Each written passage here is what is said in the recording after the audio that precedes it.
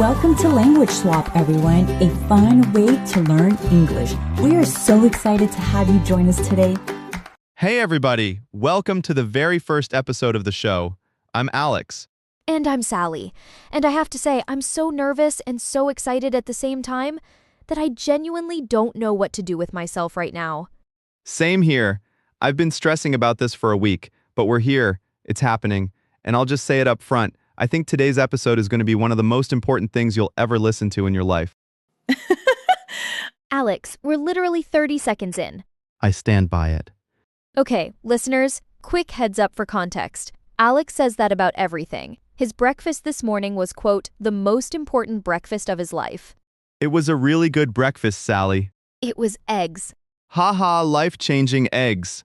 Anyway, today we're talking about books, specifically the books that didn't just teach us things, the ones that completely changed how we think. And I want to set expectations up front. We're not talking about books that were a nice read. We're talking about the ones that hit different. Hit different. Really useful expression. It means something affected you in a way that was more powerful or more personal than you expected. You'd say that movie hit different after I became a parent, or that advice hit different coming from someone who'd actually failed before. It's about unexpected depth of impact. You'll hear native speakers use this constantly. That's the deal here. Real English, the version people actually use, not what you'd find in a textbook. So today, we're each bringing 2 books to the table. 4 total. We go deep on each one. Big ideas, phrases, stuff you can actually use. And later, we're talking about something nobody really addresses, how to actually read more, because most people know they should, but then life gets in the way. It always does, but first...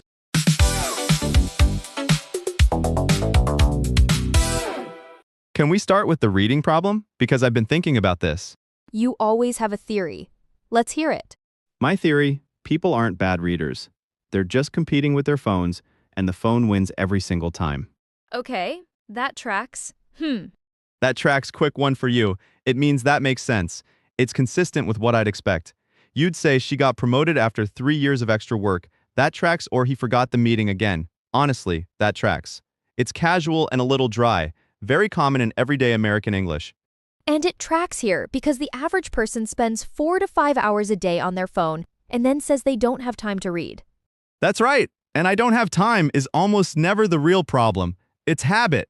And ironically, one of today's books is literally about that. Small spoiler. Okay, first book, Alex, you're up. All right, my first pick, and I'll just say it. This is probably the most important book you'll ever read in your life. The most important book? Well, not the most important. That's one. I'm counting how many times you say that today. Go ahead. Fair enough. Rich Dad, Poor Dad by Robert Kiyosaki. Classic, but classic for a reason.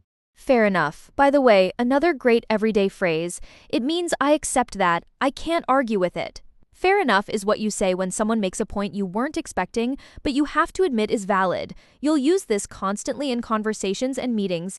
And yes, fair enough on the counting thing. So, Rich Dad, Poor Dad. For anyone who hasn't heard of it, here's the foundation. Kiyosaki grows up with 2 father figures. His biological dad, he calls him the poor dad. Educated, stable government job, responsible man. And his best friend's dad, the rich dad, a high school dropout who became one of the wealthiest people in Hawaii. And the contrast between those 2 men is the entire book. Right, and what's uncomfortable about it is the educated, responsible one struggled financially his whole life. The dropout builds real wealth, and it's not luck, it's philosophy. Because it wasn't about how much they earned. It was about what they believed about money. Exactly. The poor dad believed in working hard, saving, climbing the corporate ladder. Climbing the corporate ladder, you'll hear this one constantly. It means slowly getting promoted in a company, going up one level at a time. She's been climbing the corporate ladder for 15 years. And it's not always a compliment. Sometimes it implies someone spent their whole career working for someone else's dream.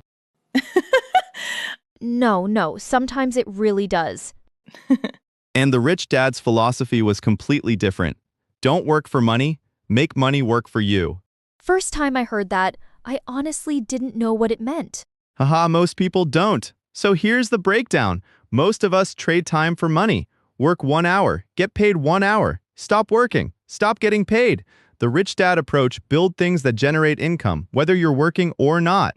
Investments, businesses, assets that produce cash flow. So instead of being on the treadmill forever, He calls it the rat race. You work more, earn more, but spend more on a bigger house, a nicer car. You never actually get ahead. You're running fast in place. And the rat race gets used way beyond finance. I'm done with the rat race. I'm moving to a smaller town. This job's the rat race. I'm exhausted but going nowhere. That feeling of constant effort with zero real progress. like a hamster on a wheel. And the scary part, most people don't realize they're in it.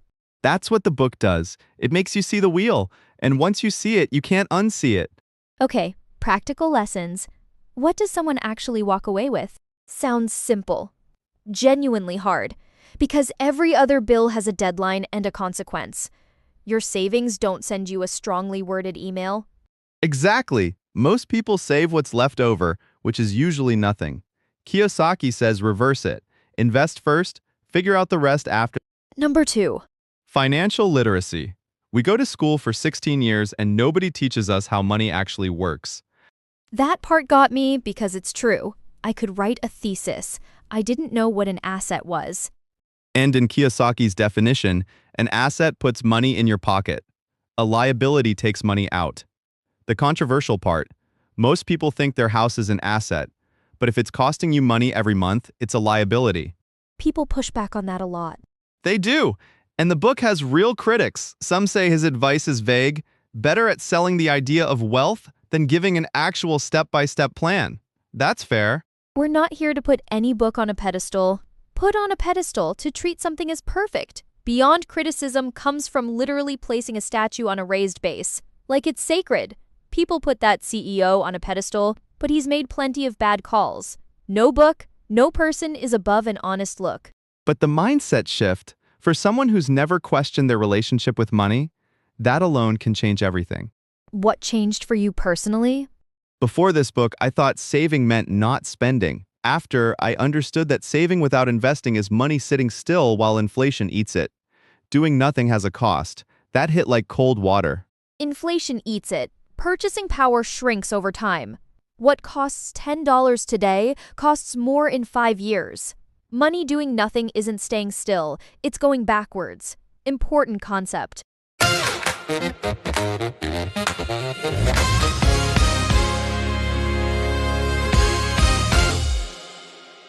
Okay, my pick, and I know everyone's heard of this one.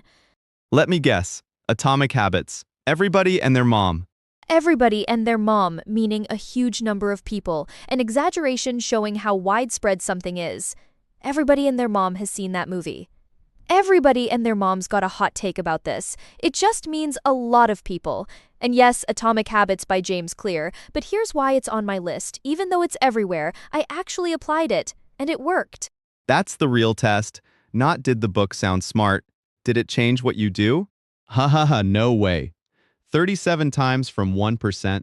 Because it compounds, and compound in English goes well beyond finance. The stress is compounding. Her skills have compounded over years of practice. It means growing by building on what came before. You don't feel it day by day, you feel it in years. So what you do daily isn't small even when it feels small. That's the trap. You meditate 2 minutes and nothing changes today. You read 10 pages and you don't feel smarter. But you're thinking in days. The book asks you to think in years. Standard advice: set a big goal. Want to run a marathon? Plan backward, train. But Clear says that approach has a fundamental flaw. Which is? Goals are outcomes. The system is the daily process that actually gets you there. And here's the line that rearranged my brain. You don't rise to the level of your goals, you fall to the level of your systems. Say that one more time. You don't rise to the level of your goals, you fall to the level of your systems. Because everyone has goals. Not everyone has a system. Exactly. 2 people want the same thing, and the one with the better daily system wins every time. And then there's identity-based habits, which I think is the most interesting part. Go ahead. Outcome-based thinking. I want to write a book. Identity-based. I'm a writer. The shift is small, but it changes every single decision, because the question becomes, what would a writer do right now? And the answer is always the same. Write. even 10 minutes, even when you don't feel like it. And the never miss twice rule, you'll miss a day. That's not failure. Failure is missing 2 in a row. Miss Monday, don't miss Tuesday. 1 miss is an accident. 2 is the start of a new bad habit. You can use this as a standalone, I didn't work out yesterday, but never miss twice. I'm going today. That rule alone changed my relationship with consistency. Before, one missed day would spiral. I already broke the streak. Might as well give up. All or nothing thinking. And it's a trap. The whole book removes shame from that equation. You're not lazy, you just don't have the right system yet. Fix the system, not yourself. Exactly.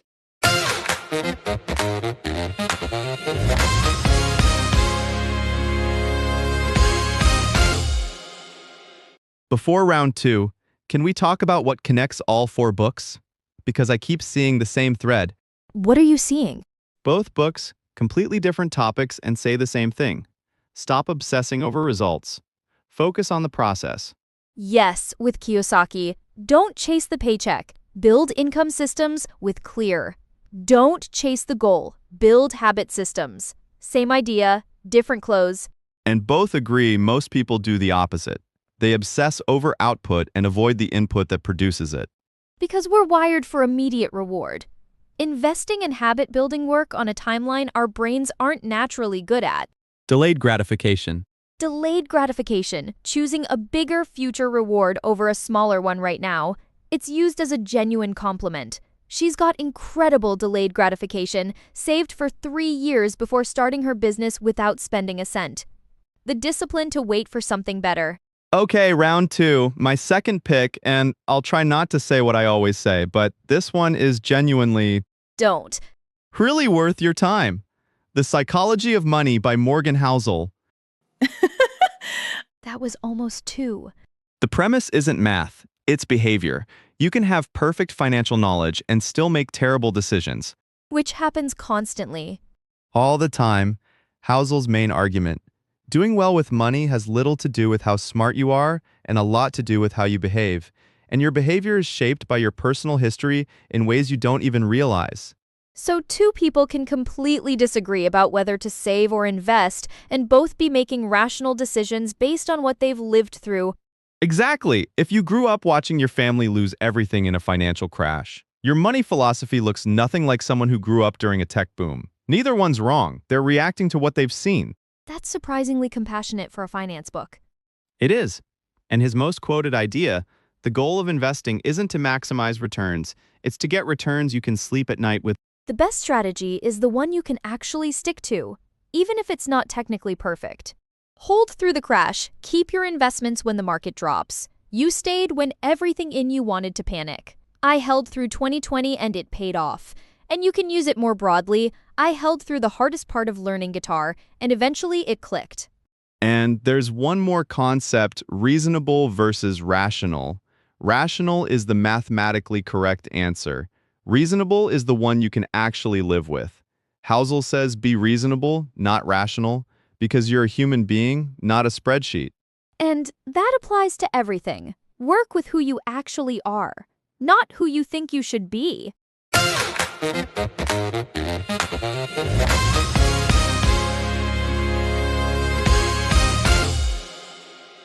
My second pick is different from everything else today. Less about what to do, more about how you think. Interesting. What is it? Thinking Fast and Slow by Daniel Kahneman, Nobel Prize winner in economics, who is actually a psychologist. Already love it. Core idea, 2 thinking systems. System 1, fast, automatic, emotional, runs almost all the time. System 2, slow, deliberate, logical, costs, mental energy. And System 1 makes a lot of mistakes. Because it takes shortcuts. Okay, quick test. You ready? Been there, done that. Go ahead. Wait, been there is another everyday phrase I want to flag. It means I've experienced that too. I know exactly what that's like. You forgot to save your work and lost everything? Been there. It's one of the most natural ways to show empathy in English. Short, casual, says I understand. Nice. Now focus. A bat and a ball together cost $1.10. The bat costs $1 more than the ball. How much does the ball cost? 10 cents? System 1, fast, confident, and wrong. Wait, it's not 10 cents? 5 cents if the ball's 10 cents, the bat's 110, and together that's 120, not 110. Oh no, I got that wrong on air. So embarrassing. That's on me for springing it on you. That's on me. I take responsibility for that. It's my fault. I forgot to send the email. That's on me. Native speakers use this constantly to own a mistake quickly without making it dramatic. And in this case, Sally, no, that is completely on me. It really is, but that is Kahneman's point. Your brain gave you a confident wrong answer. And he shows this happens constantly in how we assess risk, make decisions, judge people. The book is an instruction manual for your own bad thinking. Exactly. And the most practically useful concept, anchoring. When you hear a number first, it anchors your thinking and influences every estimate after it. Like when a salesperson shows you the expensive option first and the mid-range suddenly feels like a deal. You've been anchored, and anchored is used this way in everyday English. She was anchored to her first salary offer and couldn't negotiate. Don't let their number anchor you. Come in with your own research. Your judgment got stuck to that first reference point. Once you know about anchoring, you see it everywhere. Every ad, every price tag, every negotiation. That's what all 4 books do today.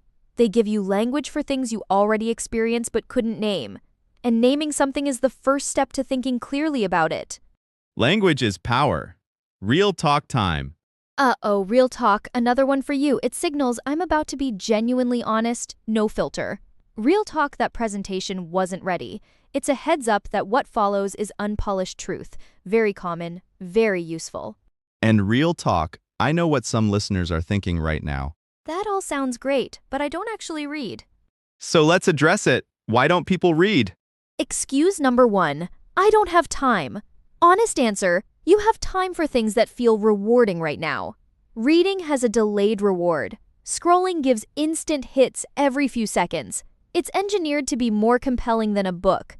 So you're not competing with boring books. You're competing with billion-dollar algorithms. The answer isn't more willpower. It's changing the conditions. Use a physical book or e-reader, not your phone. The second it buzzes, you're done. Start much smaller than you think you need to. 5 minutes. Seriously. 5. Just give it a shot. Give it a shot. Try it. See what happens. Low pressure. Give the 5-minute habit a shot for 2 weeks before you judge it. It's casual encouragement to try something without committing to it forever. You'll hear this constantly in everyday English.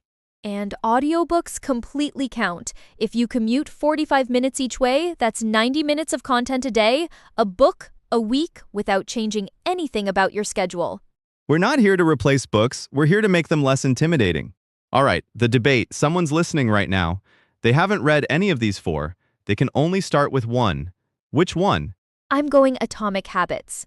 You can have the best mindset in the world and still not do anything without a system that holds.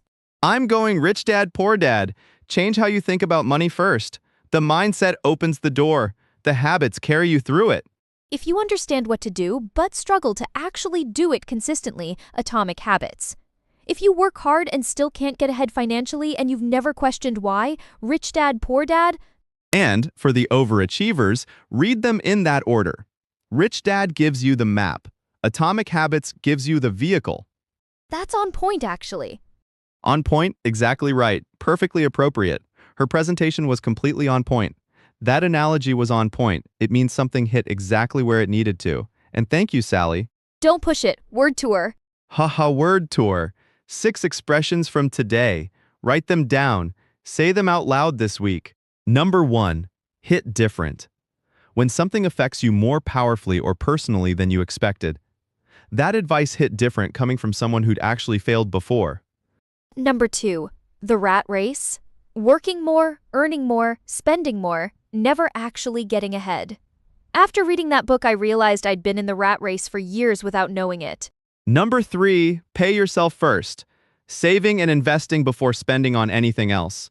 I set up automatic savings now. I pay myself first and the rest takes care of itself. Number 4, compound. Growing by building on previous gains. Money, habits, skills, relationships. Reading consistently compounds. You won't feel smarter in a week, but in a year you're a completely different person. And number 6, that tracks. That makes sense. It's consistent with what I'd expect. She's been putting in extra hours for months, getting that promotion tracks. Casual, understated, and you'll hear this everywhere in real conversation. 6 expressions. Say each one out loud at least once this week. Writing it helps. Saying it is what makes it yours. Before we close, we've got a question from a listener. They wrote, I start books all the time, but I never finish them. I've got 15 books sitting at 50%. Am I doing something wrong? I feel that so deeply, and the answer is no. You're not doing anything wrong. Genuinely not. Not every book needs to be finished. If you got the core idea by page 80 and the rest is examples, you got the value. Put it down. Give yourself permission to stop. The goal is to learn, not to complete tasks. That said, if you always quit around the same point, try a reading appointment. Same time, same place every day. Make it a ritual, not an obligation. And try a different format. Some books land way better as audiobooks. If the physical book isn't working, it might just be the wrong delivery, not a willpower problem. Great question. Drop yours wherever you found us. We read everything. Phrase of the day. And this one ties all 4 books together. Let's hear it. Don't bite off more than you can chew. What's it mean? Don't take on more than you can handle. Picture eating a bite too big. You choke. She bit off more than she could chew with 4 projects at once. Or as direct advice, don't bite off more than you can chew. Start with 1 habit. And every single book today touched this exact idea. Kiyosaki, start small, learn before you scale. Housel, choose a strategy you can live with, not the maximum one.